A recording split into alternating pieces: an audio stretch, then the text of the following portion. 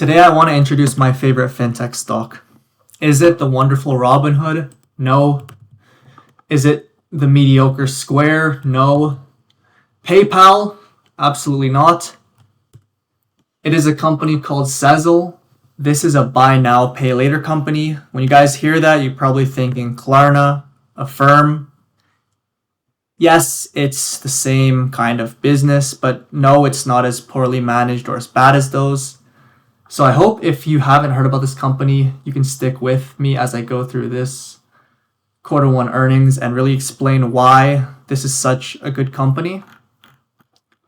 But essentially, why this has caught my eye is not because it has had a decent run, but because they had their earnings, and as you can see, they updated their guidance with a significant jump. Instead of 80.4 million net income, they updated it to 120 million. So a very, very significant boost in the guidance. And they're growing really well. Market hates a fast grower turning to slow grower. So to see that they can continue their growth is very good. And this is one of those companies that before I would have probably said it's not exactly undervalued, because based on this net income amount, they weren't looking at that great of net income growth for the year. On an adjusted basis, it would have been something like 33%.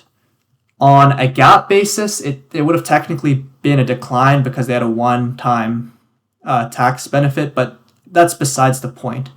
Essentially, because of this update, their growth is very significant and it more justifies a higher price.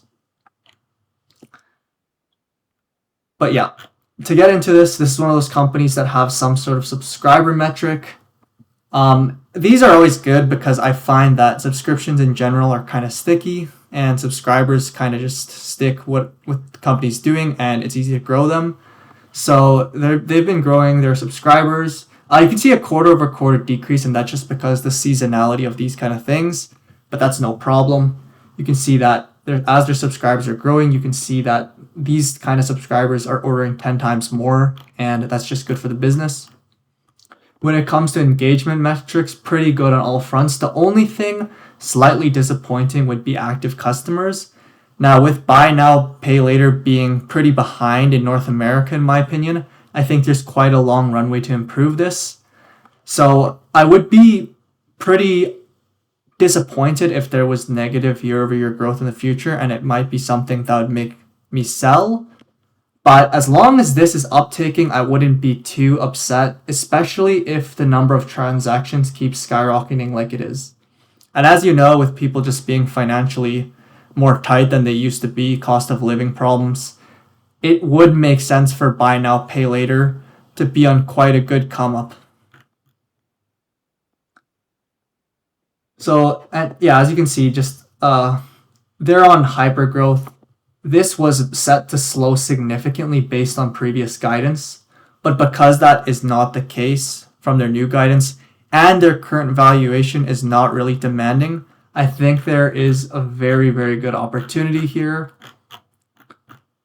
So I'm going to jump to the guidance just to show you a little bit more detail, but essentially, as you can see, they were looking at 25 to 30% growth.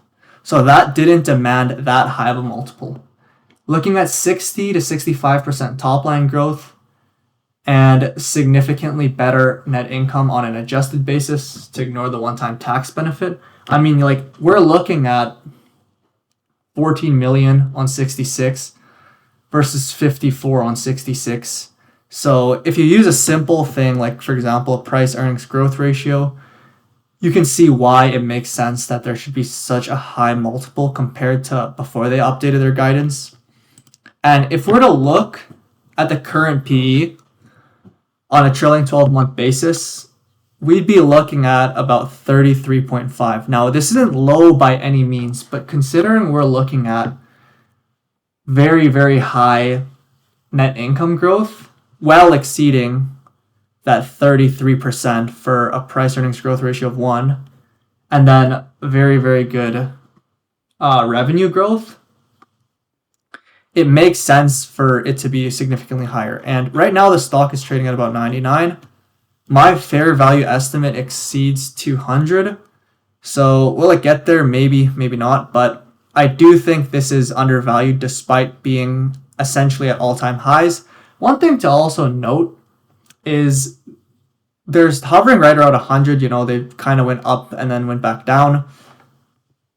It's been an anecdote shared by many and written about that when a stock passes 100 for the first time, it's essentially a very good entry and almost certain to show a profit. So I obviously wouldn't buy on something like that, but it is nice to just kind of add that to the bullish case, although it's quite arbitrary. But yeah, when it comes to risks, really the only thing I'd be looking out for is one, customers potentially ceasing to grow in the future, and two, just too many problems with delinquencies or whatever.